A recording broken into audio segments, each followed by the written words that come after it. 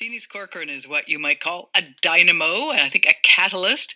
Denise has a full-time job, but when she's not working, she is crafting. She's run crafternoons around the Lower Mainland. She has a website, Thrifty by Design, where she offers ideas and suggestions for things to do with stuff you're done with. And she's written a book now about it too. It's called Raw Crafts, 40 projects from hemp, jute, burlap, and cork.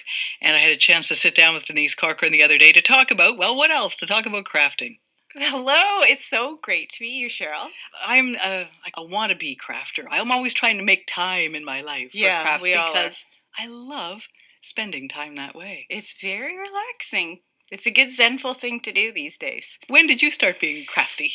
Well, I would have to say my big moment was the seashell dump. I know, it sounds crazy. That's where my love affair happened. I had this one friend, we would go garage sailing. I lived in Gibsons for a couple of years, and she had this old SUV.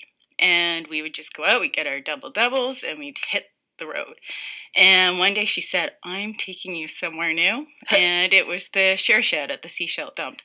And I have refinished many a dollar chair from the share shed over the years. And the share shed is where people put things they're done with.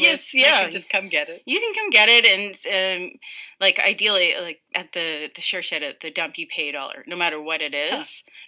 And then the other big moment was my $10 1950s Singer sewing machine I picked up at a garage sale. And you know, that $10 was the best $10 I spent. I met a friend. I got a free lesson on the sewing machine, and that was it. And that thing is the best little workhorse ever. I'll bet. So the trips to the dump and the share sheds and this sewing machine all kind of came around. It really inspired me because I do a lot of my real, how I pay my bills is computer work and social media and web design and all that kind of stuff. So this is a nice way to balance it out. Yes. It kind of gets your creative juices flowing. And I have a fine arts degree. I majored in painting. And then I went back to school, to the Vancouver Film School, and took new media because I wanted to be creative and be able to feed myself. And so this has been a great way for me to revisit my initial creativity in a fun, kind of whimsical way. So Denise, how did you go from, doing your own projects to then kind of reaching out and starting things like crafternoons? Talk about that. Oh, the crafternoons. Okay, so I was working at the city of North Vancouver, and people found out that I would be making these things. Like, there's this one person at the city that I'm sure has bought about 30 pairs of baby booties from me that I made out of wool sweaters. And someone at the North Vancouver City Library, Heidi, she just on a whim said, well, how would you feel about giving a crafternoon as part of Culture Days? And I usually have this kind of elephant in a china shop kind of mentality. Sure, I'll do that. I'm just always saying yes to things, and then later I go, what am I going to do? So think about it later. Yeah, think about it later. Just go for it. So she asked me to give a crafternoon, and it was awesome. So then that just kind of turned into other things. The next year, I was the BC ambassador for Culture Days.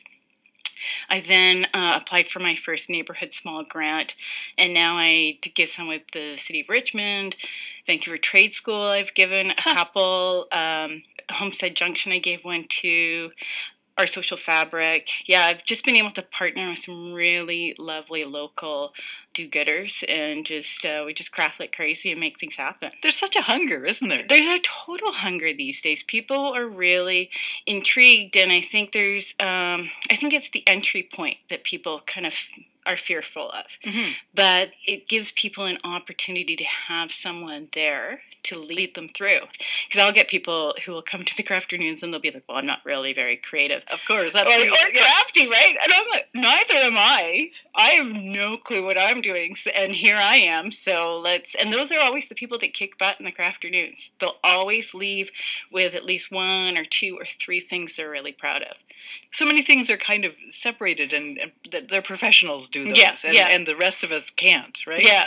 And people are really starting to go, no, even though I don't feel creative, I really feel a call to do this. It's this is why I have a bit of a tongue-in-cheek approach to it. Like I gave a night class at Quest University Canada last year called Crafting with Crap, because and it's so funny because I kind of had that as a temporary name, and then they actually posted it. Like, that's why, like, when you just go in your recycle bin, everybody's got some sort of cardboard box in there, or maybe there's a mason jar, and you don't need a lot of time or money or expertise to create something awesome. What would you do with a mason jar if I had one for you right now? Well, last year for Christmas, I gave DIY bath salts and DIY hot chocolate mix, and then I just kind of added some Mod Podge to the lid and made it a little bit so it was reusable. And then it was just a cute little gift that, like, I gave the men in my life the hot chocolate and the girls the bath salts, which maybe is... I think there's probably men that like bath salts too. So, and women that like hot chocolate. Oh, really? Yeah. I got some really great local chocolate too. You know, so it's also that idea of connecting your local sources for things. And that was the great thing also about the book, was a lot of the projects I tried to instill the idea of bringing in things that you find from the thrift store, or Agro Cafe on Clark gave me, I can't even tell you how many burlap sacks they donated. Like, it's probably about 30. And like the Strathcona Business Improvement Association has a resource exchange. You know, there's all these great local resources that you can go to if you're on a budget, but also, you know, why buy burlap at Michael's when it's right there for free, and they're looking for some place to put it. They're just as happy to give it to you, believe you me.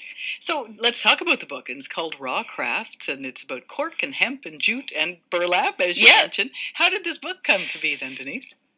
I think it was like 2014. I had a couple of. You always get. I've gotten some weird requests in the past, and one I actually tried out for a reality TV show. This TV production company in New York contacted me about this extreme crafting reality show that they were contemplating, and I tried out for that. Nothing happened with that, but then later I got an inquiry from Rotavision Books in the UK asking me if I would be interested in authoring a book. That's a nice request. Yeah. And that was the year, well, I still do this, but I had that year where I'm just going to say yes to everything. And then they were like, well, you know, we kind of want to have this book in the stores for Christmas. So are you able to get these crafts done by the end of April? And this is when? January? This is like January, February. February I started.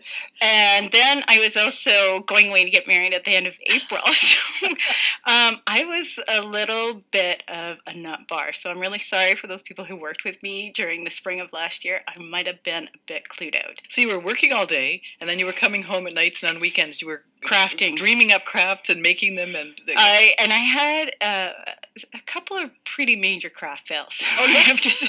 Like what? There's this one that, because basically they came to me with an idea for the projects, and then we worked together on refining, maybe dropping some, adding others, and there was this one that was really, I think it was really popular on Pinterest, and it was this pendant lamp shade with jute, and so I tried to replicate that, and it was probably the biggest disaster out of the whole book. I was so ready to break up with that project, and thankfully they let me break up with that one. So I tell you, and I even went. I think Michael's, because there's a Michael's by me. I was there probably 50 times within like a few months. But thank God for them, because they really talked me down. So you need those people to talk you down. So talk about a couple of the projects that are in the book that didn't fail, the ones that were just worked out and ended up in the book, and that you really enjoyed too. One of my favorites is something I believe you have some of, is wine cork jewelry. Oh yes. Yeah, and it's just more that I think what I love with upcycling is sometimes there's the idea of hiding the fact that it's junk you're using, and other times it's about featuring the junk and really kind of blowing people's minds because, oh, that's just something that is, that usually you would recycle or discard or whatever. Mm-hmm. I love the wine cork jewelry. Because you're cutting little discs. You're cutting little discs, and thankfully I have a self-injury issue with X-Acto knives, and so there were a couple of bloody moments, but those ones are really easy. They don't take a lot, and the nice thing, I use origami paper as the design, and then 2 to 3 coats of wood varnish because it gives it a very resin feel to it. Mm-hmm. And I think a little thing of wood varnish is like $7, and you could probably make like 100 pairs of earrings with it, right? And then you can modify them to be decorative buttons or a pendant, and they maybe cost $1 to $2, right. And they're super cheap. They're different. They look kind of nice. They're so light. They're light. Yeah, really. Yeah, they're great. Because I never wear long earrings because they just bother you with the heaviness or whatever. But those are really easy. And the origami paper is so beautiful. Yeah, the patterns. And with the wood varnish, it brings out the let's say the gold and the depth of the design. So that's one of my favorites. And then I love frames, like especially old frames, the wooden ones that have the really beautiful design to them. So we did a couple of things with old frames and burlap and cork, so like a pin board or an idea board. Now, are you always kind of casting around as you're, sort of going in, like coming in here? Or did you look in the recycle bins? Well, it's funny. I was driving down here, and I was putting something in the trunk, and I think I have about a dozen cereal boxes in the trunk. And then, when I was working at the city of North Vancouver, I had my go-to people. Okay, that's my cereal box person, and then this is my junk jewelry person. Oh, that person's good for buttons, Oh yeah, wool sweaters. Yeah, I had all my eggs and my ducks in a row with that, and I'll be going to the thrift store. The Habitat for Humanity restores are a great resource as well, because you can just find those random weird things that you wouldn't necessarily find anywhere else. And random weird things, like those are perfect for craft projects. And you take it home and go, what am I going to do with this? Yeah, I have the wall of craft. What's on that? So I've got my supply of fabrics, paint, felt, Sharpies. I've started using Sharpies for stenciling and stuff. Mason jars, cereal boxes, old magazines. So you just go down and you can just start pulling things together. It's just a total crazy town there. Yeah. And especially with the book, I didn't realize just how burlap's a little bit messy. Glitter, burlap, you find these little pockets of, that's where, I had a bit of an accident there. Denise, thanks for coming in. It is so lovely to meet you. It's so lovely to meet you after my Saturday and Sunday mornings with you. Here we are in person. Thanks again. That's Denise Corcoran, and you can check out her website, denisecorcoran.com. The link is on the North by Northwest website. She's the author of Raw Craft, 40 Projects from Hemp, Jute, Burlap, and Cork.